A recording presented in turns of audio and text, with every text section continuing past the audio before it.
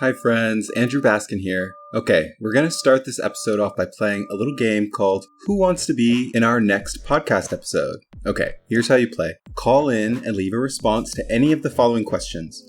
What's the role that you are playing in our next economy ecosystem? Is there anything that you'd like to offer to listeners of this show? Where are you at in your journey?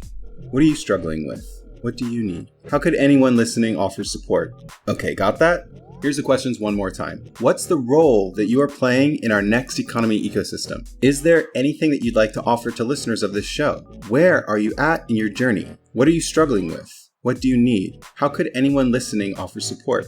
Got it? Now to make this more interesting, for every person that calls in, I will plant one tree. I repeat, for every person that calls in, I will plant one tree. Now this game only lasts until the next episode comes out. Okay, are you ready to play the game? Here's the number to call, 415-580-0934. One more time, 415-580-0934. Okay, let's get more trees in the ground. Let's get more voices in the mix.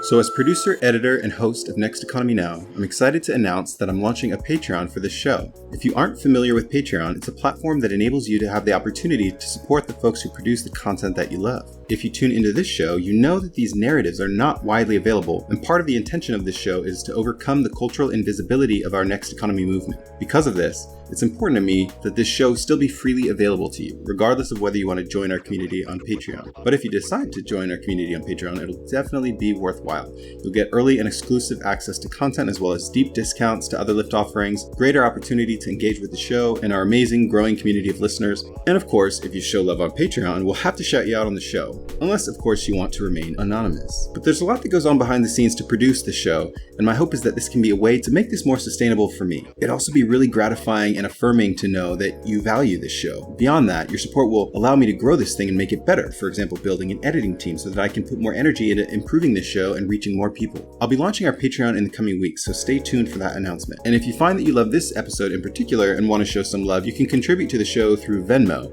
It's under the username Next Economy Now, all lowercase, no spaces. You can also find it by searching my name, Andrew Baskin, or you can use my PayPal link if you prefer, and you can find all those links along with themed playlists and our full set of past episodes at lifteconomy.com/podcast. And now a couple quick announcements on upcoming opportunities to engage with the Lyft Economy team. Can you teach a guy like me how to make all those cool moves, like judo and kung fu? Are you someone who craves a fulfilling livelihood that's more aligned with your values, but perhaps feel unsure of next steps to get you there, or sense that you could really benefit from acquiring a more informed perspective, or a supportive learning community to guide you in making that transition? Or maybe you're already on that path, but wish to really take things to the next level. If so, you might be interested in the Next Economy MBA. Our team at Lyft Economy has spent over a decade working with hundreds of social enterprises, the folks who are building the next economy. From this experience, we've observed patterns and key principles that can support the effectiveness of entrepreneurs looking to move away from an extractive, business-as-usual culture to one that uses business as a tool to radically transform our communities and economy for the benefit of all. This course is for entrepreneurs, aspiring entrepreneurs, or intrapreneurs, and for those who maybe haven't necessarily thought of yourselves as entrepreneurs per se, but you're curious and would appreciate the opportunity to holistically cultivate a big picture awareness of the larger Next Economy ecosystem balanced with a depth of understanding of the nuanced details of an effective social enterprise, looking at design considerations around vision, culture, strategy, and operations, who you aim to serve, and how to go about it from a regenerative next economy perspective. Over 150 people have participated in these 9-month experiences, and graduates are starting and growing, inspiring regenerative organizations from enterprises that hire immigrant refugees to Islamic finance usury-free lending platforms to a Black Farmers Fund. We'll be launching the 5th cohort of the Next Economy MBA in September 2020. This course is taught online, and we're offering a 20% off early bird discount if you register before August 22nd or until the first 30 seats are filled. Use promo code #NextEconomyNow, no spaces, to get an additional 15% off. It's a really great value, and we rely heavily on word of mouth sharing and are calling on you, our Next Economy Now subscribers and growing community, to help us spread the word about this opportunity. You can go to our website, lifteconomy.com/MBA, to sign up and claim your seat today. If you want to join an upcoming interactive Q&A webinar to meet the instructors and ask any questions, you can find the link to register from the same webpage, lifteconomy.com/MBA. And lastly, in these increasingly uncertain times around the global pandemic and calls for racial justice around the United States and around the world, we're hearing the need to come together in novel ways to support one another, build stronger movements, and co-create our future. We're in the process of creating the #NextEconomy Movement series to help address this need. The #NextEconomy Movement series is a set of recurring collaborative and live-streamed events designed to highlight and amplify voices from across our Next Economy community, elevating the inspiring work emerging in this economy that works for the benefit of all. This is a highly interactive series of ongoing conversations, and we'd love for your voice to join the conversation. I'm also publishing some of these conversations on the podcast, so stay tuned for that. And if you want to catch past recordings or sign up for an upcoming session, you can go to crowdcast.io/lift_economy. That's crowdcast.io/lift_economy. I encourage you to invite friends to join those conversations and follow the #NextEconomy Movement series Facebook page. While you're at it, you could follow Lift Economy's Facebook page or the Next Economy Now podcast Facebook page. And you can always get the details about Lift Economy's upcoming events by going to lifteconomy.com/events. It's also easy to keep tabs on Lift Economy's upcoming events and other events that our team is interested in that you might be as well by subscribing to our newsletter, which you can easily do by going to the bottom of our website, lifteconomy.com. That's LIFTeconomy.com. And now, on with the show. Welcome to Next Economy Now. I'm your host, Andrew Baskin. The goal of this interview series is to highlight the leaders who are taking a regenerative, bioregional, democratic, diverse, transparent, and whole systems approach to using business as a force for good. We were like, this is the time to embrace the co-op values and also embrace the dreams of all the Latinas and all the expertise and skills that all these amazing women have. So instead of like just launching house cleaning co-ops, we opened the gate and it was like we jumped into do a different model that we remain with the co-op values, we remain working with the Latina women, but we say we want to embrace what do they want. So now in Prospera, they bring their business idea. Sometimes they come in a group, sometimes they come by themselves. But the most important thing is about embracing the idea about reclaiming your roots of cooperation. So it's not only about that traditional co-op, but it's about going back to so many of us we have experience in our countries. It maybe it's called Minga or Faena or Tarea.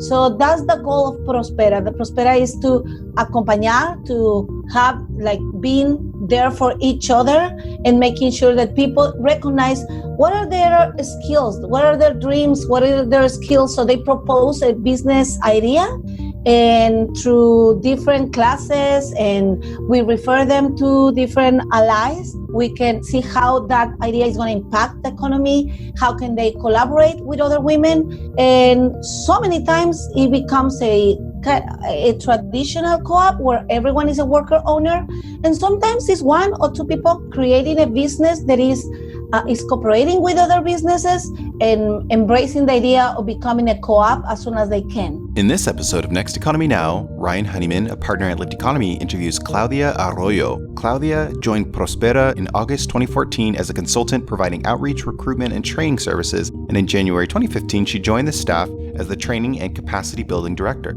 She's been a key member of the program team designing all of Prospera's new programs. Claudia brings her passion for social justice and equality to her role. She's been an active leader in immigrant rights, gender and violence prevention, gay and queer rights, and health promotion for underserved communities for more than 15 years. Using popular education, video editing, and culture, she has served the community by creating plays to denounce and prevent social and health problems. In 2010, she founded the Latino Coalition against domestic and gender violence, La Red Latina, that brought together more than 35 organizations that serve, protect, and empower Latina women in the Bay Area. Claudia is also an entrepreneur and founder of a new cooperative business in the Laurel District of Oakland. As an immigrant woman, Claudia has experienced challenges that are implied in coming to a new country. With a bachelor's degree in communications from El Tecnológico de Monterrey in Mexico, one of the most prestigious universities in Latin America, she worked for almost 10 years in the food industry as a waitress. She recognizes that the immigrant community has a lot of challenges to face, but at the same time, she also highlights its strength, power, wisdom, spirit, and honesty. Hence, becoming a community worker has not been a choice, but a need to demand equality and dignity in oppressed communities. So without further ado, please enjoy Ryan Honeyman's conversation with Claudia Arroyo. Claudia, welcome to the show. Hi, Ryan. Thank you. Thank you for the invitation. So Claudia, let's start with a bit about your path to how you got here. So how did you first get interested in the type of work you're doing today? Well, this is an interesting question because in general, in my life, I choose many things, but in this, I didn't choose what I do. It was chosen by who I am. So I'm a mother, I'm Latina, I'm an immigrant. I've been in the US since 1997. That's a lot of more time that I planned. When I graduated from a prestigious university with a huge scholarship and a lot of debt, I couldn't find a job. That's in 1997, even though that I had all my bachelor, and in Mexico, that's really like it's a dream for many people, especially when I was the first one in my family pursuing a university career. And I couldn't find a job. And my mom got sick. So I came to the United States because I had family here. And then is how I started to get immersed. And because the border crossed me, I didn't identify myself first as an immigrant. I was like, yeah, it's going to be here just for a while. And then things got complicated and I stayed longer. For 12 years, I was undocumented. But I'm so glad that that happened because I was working on the food industry as a waitress. And I heard so many stories about immigrants building their houses, sending money. And I learned about all those dreams. And then I realized that I grew up in the border of Mexico, in Nuevo Laredo, next to Laredo, Texas. And I was like, oh my God, I normalized because I was a Mexican just living at the border and I saw so many people crossing the border, but it never crossed my mind what was behind. So when that happened, I started doing theater. I was working in the food industry and I was doing theater on my own time, theater of the press. But when I was able to work using my interest and my passion, this is the short answer. That's why I'm doing what I'm doing, because I didn't see myself doing anything else than working with immigrant people like me. That's fantastic. And how did you come across Prospera? And tell me a little bit about how you started to get into to the work you're doing now. I was working as a health educator in another place, and my co-director, my actual co-director, my beautiful Maria Arroyo Pascual, she came to the previous organization. We met, we had a cafe, we had a coffee, and then we drank together. We realized that we were aligned, and years later, she invited me to be a consultant because they were launching by then. It was Wages, no Prospera. It was like a transition, creating a new co-op that it was about popsicles, and they were recruiting people from the community. And I've been an immigrant activist for many years. So I met so many people. I brought different community leaders, and they got into this new co-op. And then I got an offer to stay, and I wasn't sure because I was working as a health educator, and I didn't see myself. But then I fell in love because it wasn't just about educating, but it was about creating a new economy, and that was like a great step into creating the world that we deserve and claiming back our voices. So I was like, yes. So it's how I started in Prospera, because I fell in love with the model and with the participants also. Yes, absolutely. And you mentioned Wages. Can you just give folks a little bit of the history of Prospera? Like what was Wages, and then how did it transform into Prospera, just so folks know? Sure. Well, Prospera is an organization that has been for 25 years, Ryan. So from those 25 years, the first 20 years, it was named Wages, and it has a really important history. Is indeed a reference for many people in the co-op world. For 20 years, Wages launched co-ops, house cleaning co-ops, and women, they create ownership. Indeed, right now there's still five co-ops that were born in those days. And then 5 years ago, when Maria and I started, we came to Wages when Wages became Prospera. It's the same organization. It just we did a little bit of makeup because we were like, after 20 years is important. And Prospera, it was easier. It launched better the name for the pronunciation. For those who speak English, who speak Spanish, they know that Wages can mean something else. So it was like we became Prospera. But no, it wasn't just the name. We were like, this is the time to embrace the co-op values and also embrace the dreams of all the Latinas and also all the expertise and skills that all these amazing women have. So instead of like just launching house cleaning co-ops, we opened the gate and it was like we jumped into do a different model that we remain with the co-op values. We remain working with the Latina women, but we say we want to embrace what do they want. So now in Prospera, they bring their business idea. Sometimes they come in a group, sometimes they come by themselves. But the most important thing is about embracing the idea about reclaiming your roots of cooperation. So it's not only about the traditional co-op, but it's about going back to so many of us we have experience in our countries.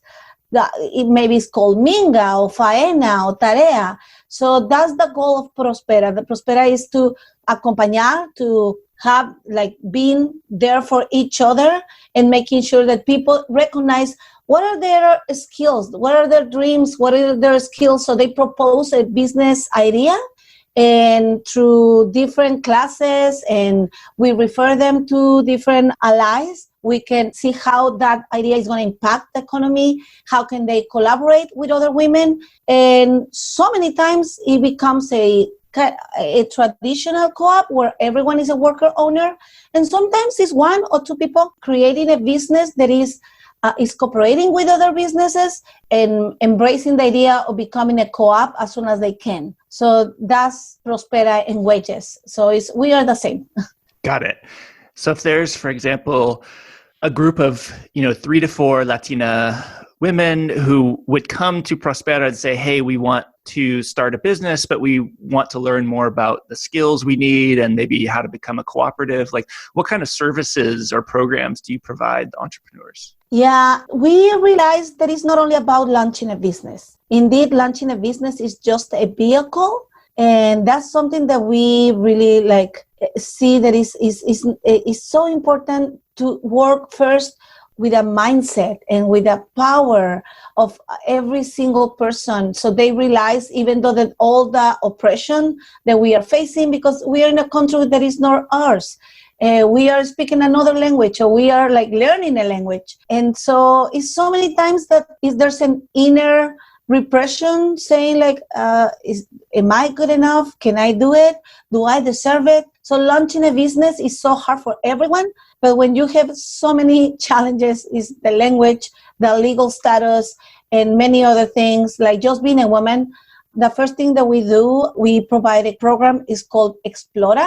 Explora means explore, and it's 30 hours, intense 30 hours, where we meet once a week, 3 hours per week.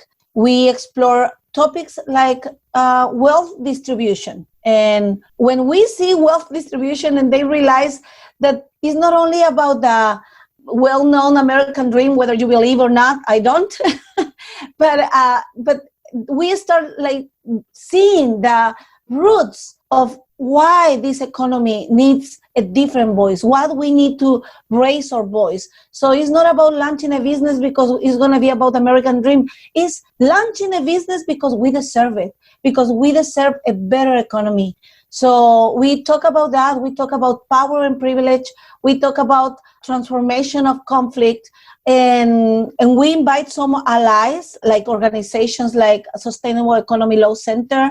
They are lawyers with expertise in co-ops, and we explore with them. That's why it's Explora. Explore with them the possibilities in legal entities, and we plant the seed. Explora is to plant the seed about a new economy, an economy that is possible where they are visible. And that's really hard to believe when you've been invisible. So that's the first step. And then the second step is about working one-to-one once that they graduate and to evaluate where they are, because some of them, they already have a business, maybe informal business, and they don't recognize that they are entrepreneurs. They just see themselves as they are like struggling and trying to make it, help their local economy or their house economy.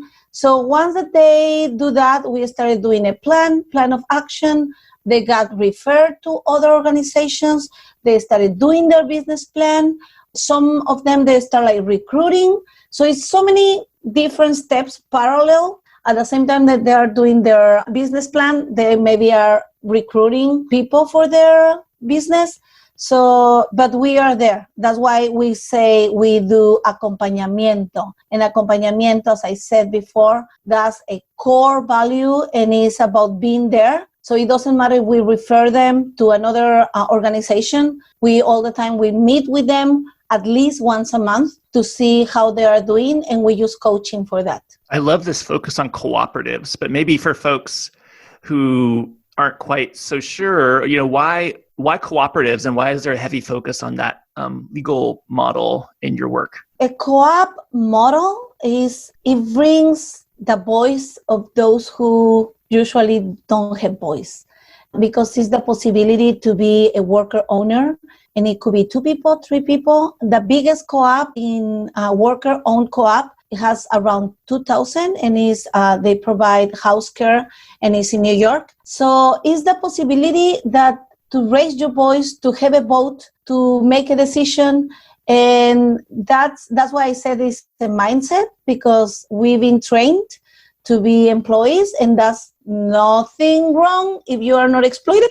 But if you don't have access to profits and you don't have access to evolve yourself and more realization as a human being.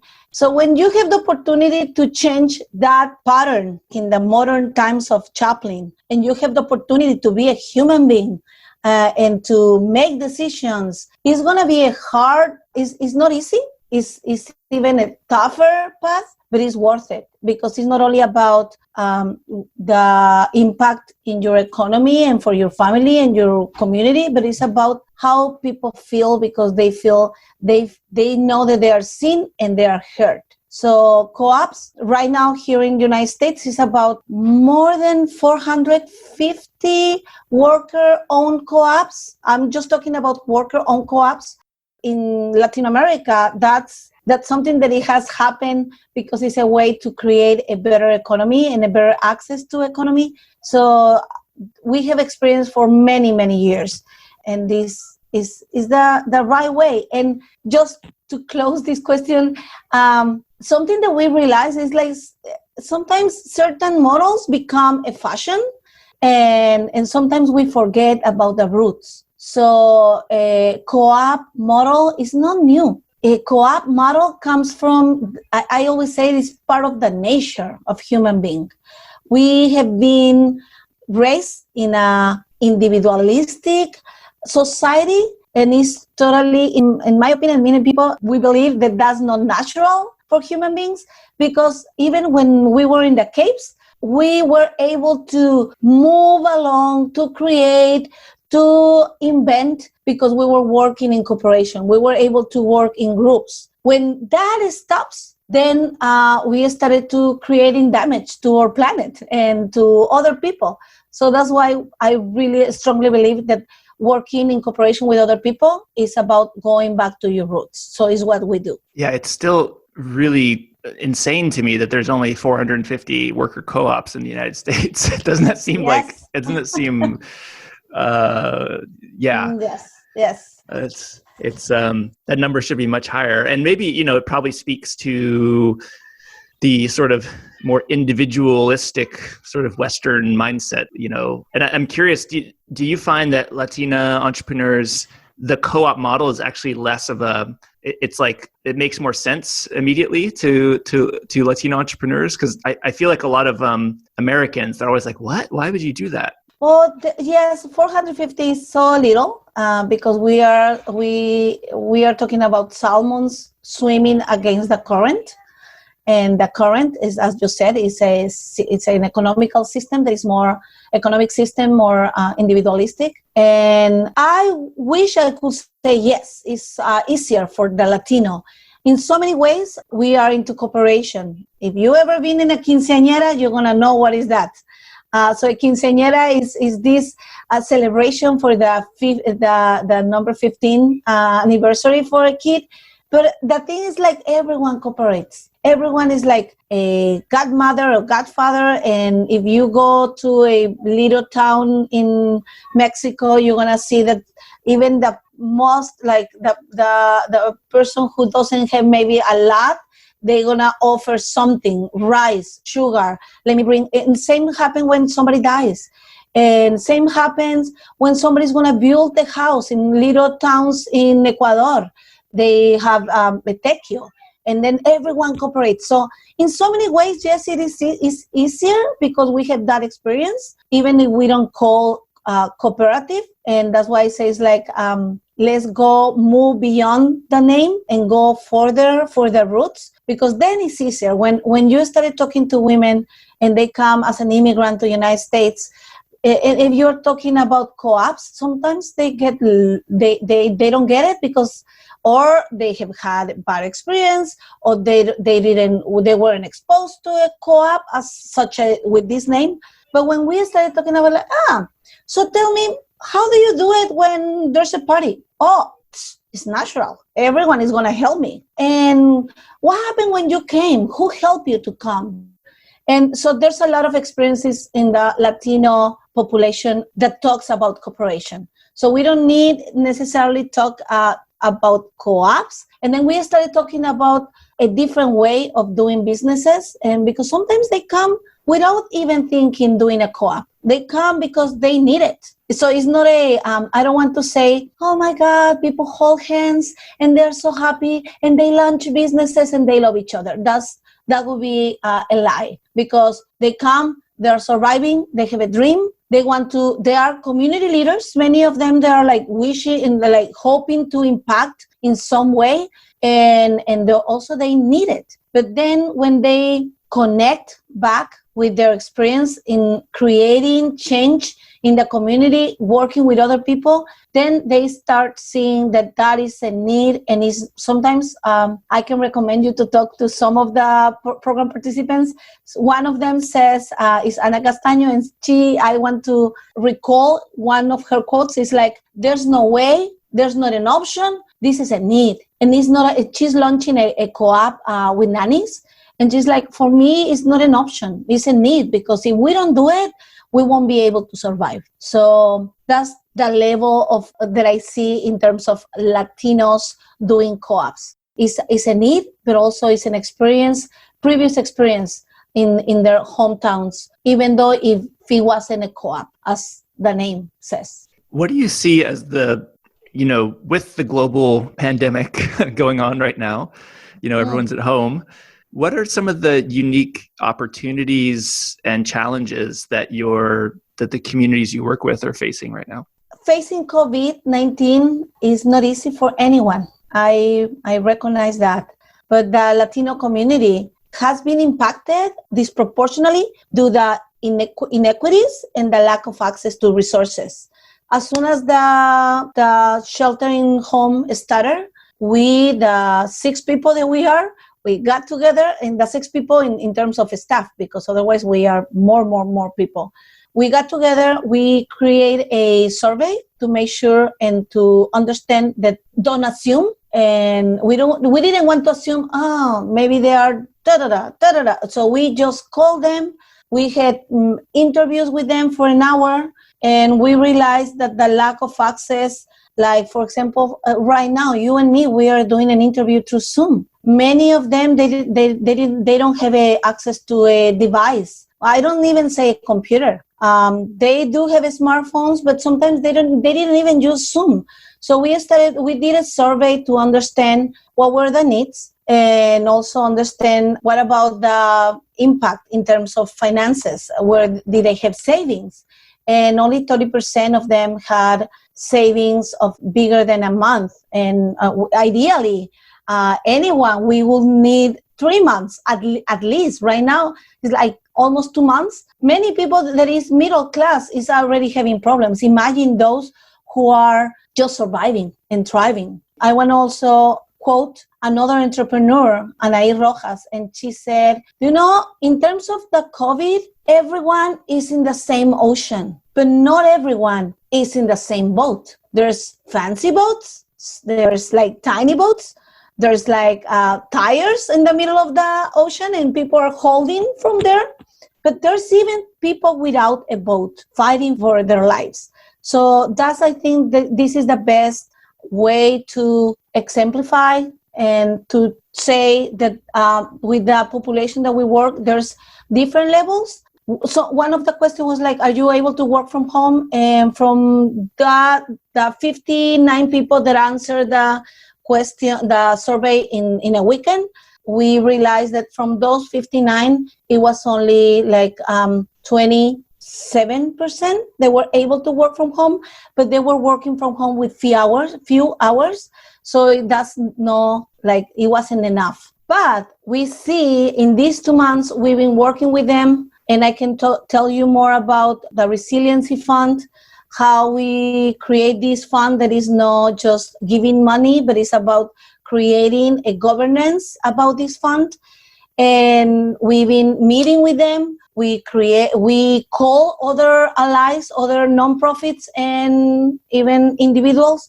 We put together a forum. So we've been right now we keep meeting. We continue meeting, and it's called Raising Our Voices, Levantando Nuestras Voces. The women there right now evaluating their business model. Some of them are getting ready. Some house cleanings are getting ready to start indeed tomorrow. One of them is going to start, Anaí Rojas.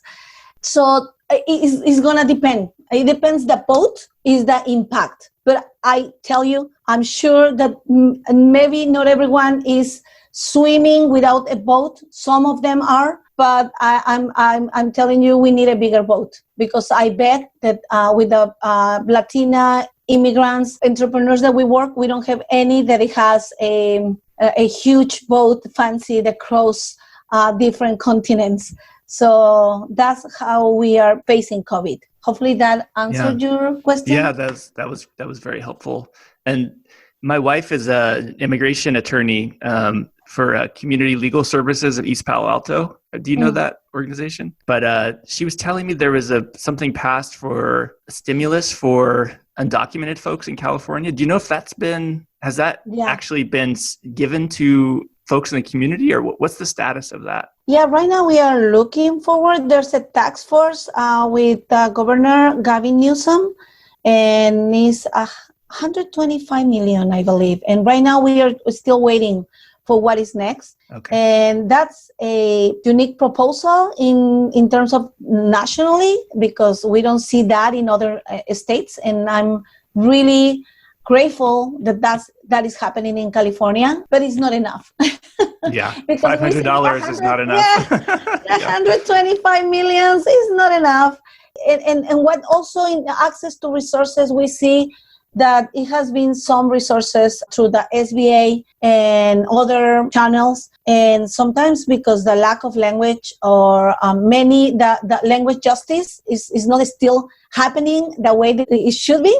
Meanwhile, people can translate or get help with somebody who helps them to apply.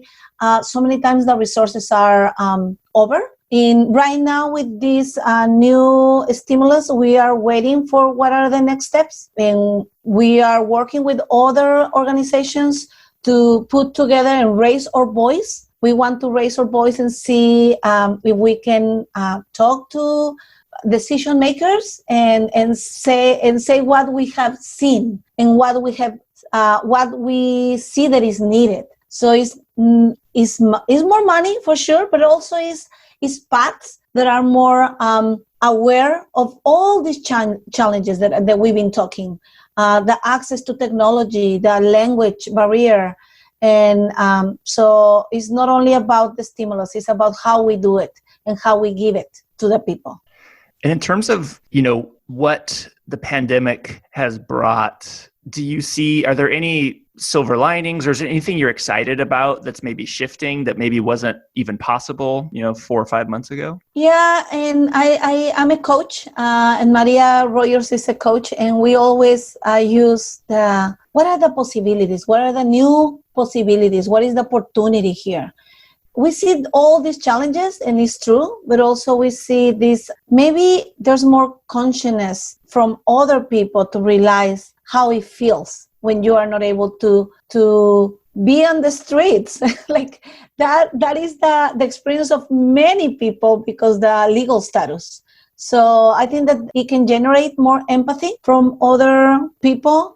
It can generate more consciousness about the structures that we have in terms of health, in terms of education, in terms of access in general to like power to the people. So I think that I'm really hopeful that this is going to help us it's a huge reflection. What are we doing with the economy?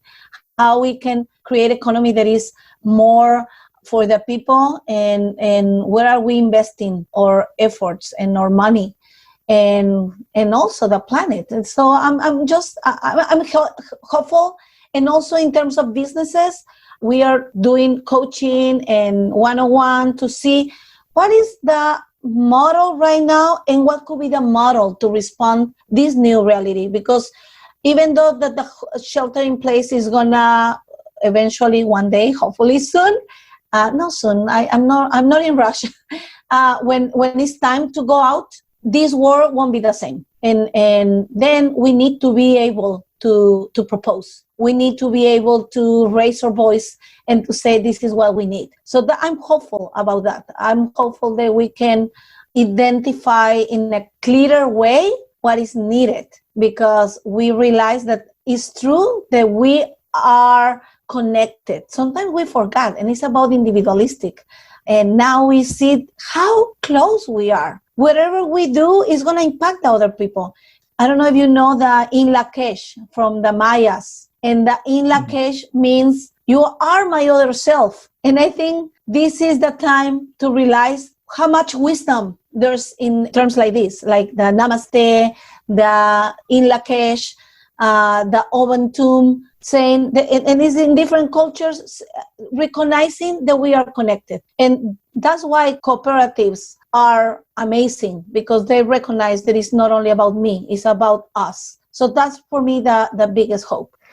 And how do you, this is maybe a difficult question, but how do you feel about the country's political prospects this fall? Are you optimistic or pessimistic about this fall? Oh, Ryan. Uh-huh. I going back to the hope, I hope that one day it's not about the candidates and it's about the system, because it could be a great candidate, but if the system is not strong enough and is not responding to the needs of the people, then even that amazing candidate, and I'm not saying that there's an amazing candidate, I don't think so. But if in the possibility that we had an amazing candidate, if the system is not strong enough and is not collecting the voices and serving the people, then for me is just a discussion that keep us busy every 4 years. And I prefer to keep myself busy organizing for every day. So I'm not excited. That's the short answer. I'm not excited, but I'm excited about creating collective power. I'm more excited into that. Yeah, I'm excited. I've been watching some of Ian Haney Lopez from UC Berkeley. He talks about the research in his book Merge Left, which is about the importance of discussing race and class together as a way to bring about unity and build a broader coalition. Because I think, a lot of folks, at least on the left, we always are worried about not talk, there's a lot of okay, let's not talk about race because, we don't want to alienate the sort of white working class. But there's some really interesting research he came out with around, talking about how the wealthy are using racism and say like, immigrants, it's like the border, we need to build the border wall. They're using that as a way to actually create opposition between class solidarity. I mean, say Latinx, black and whites. And so using like pointing to racism as a tool of the wealthy to actually divide America, I think it's a really winning message. And I'm hopeful that is something that can help defeat, Trump in this fall's election. So I don't know. I guess I'm excited about, discussing it more overtly, but I'm also like, cautious because I didn't think he could win the first time. So yeah. I there's surprises and it's about this person, but it's also about what it makes me feel. And I don't like to feel fear, but fear is a human nature. And the fear is not about the person that is on the White House, but it's about all the people who believed and are behind him. So that's why I say it's more about how we create a collective power. And it's about talking about class and talking about racial, and it's about talking about the different oppressions and connect the dots. So otherwise we can be used for other people's interest, right? Yeah. And so what do you see, because eventually, whether it's, 2 months or 5 months or 6 months or maybe hopefully not like 12 months, eventually COVID will sort of go away. And like, what do you see as some of the longer term, like what are you really looking for over the sort of like, the next 5 to 10 years for Prospera? Like what does success look like? And what is sort of your vision for the new economy? Before and after COVID, I think that now is going to be like a quote that we all, as an organization, but also as an individuals, that before and after COVID. And I'm really proud that we've been talking about, even before COVID, about the importance of creating an organization that is for these women, but also managed by them. So our best dreams and I say from the staff and the Prospera family, it is like eventually create more participation where Prospera is not only a nonprofit, but it's also we have a lot of co-op values, the way that we work inside, the way that program participants decide. So my best vision is to see a women running co-ops, creating a ripple effect in their economies, in their communities, and making decisions in organizations like Prospera, not only Prospera. So we always say that they are the bosses. So my hope is that they can use organizations like Prospera to raise their voices. And I always say raise my voice because, believe me, for 12 years, it didn't matter that I went to one of the most prestigious school with a scholarship. I graduate with really good grades because I didn't have an option. If I lose my grades, I will lose my scholarship, but it didn't matter because when I came to the United States, I became invisible. And my dream is that we all, now I'm a citizen, I want to really, it's not about pobrecita, let me help them. It's not a pobrecita, and pobrecita is like, it comes from, it can be a good starter, that somebody becomes an ally, but then it's equals. And, it's like, this is a win-win. If we recognize the power that other people have, then we're going to win as a community. That's my dream, that Latina women, they own their own, create their economy. They are able to impact their communities, and organizations, nonprofits, they can serve and they can be voted and they can be governed by the same people that they serve. And I say this because it's needed. We don't want to take just decisions from the desk. We need to bring people, sit with them, and see what is next. So what I say is not what Claudia says, We've been talking to our committee of program. We meet with them right now every Thursday. We create a resiliency fund and we define with them what we don't want. And we didn't want to have a charity fund just to give away money. That is really important and we need it. But what is next? And the next is that they want to keep this fund. They want to work for this fund. We all are excited about creating a sustainable organization where we can diversify our income, where they can take decisions, and where we can benefit more women. So that's a big dream. But if we don't dream big, then something is wrong. So yes, that's our dream. I love it. And you mentioned resiliency fund. One of the things we often ask guests is how can the listeners support your work? So what can folks listening to this podcast do to support your organization and the Latina entrepreneurs that you work with? Yeah, well, this is a great opportunity and I'm not saying that only for Prospera. As I say, it's a win-win. We have a beautiful program. I welcome everyone to come and see our website, sign for the newsletter, and check our Facebook and all the social media. And also, once that you check the website, you're going to see that right now we just launched our resiliency fund.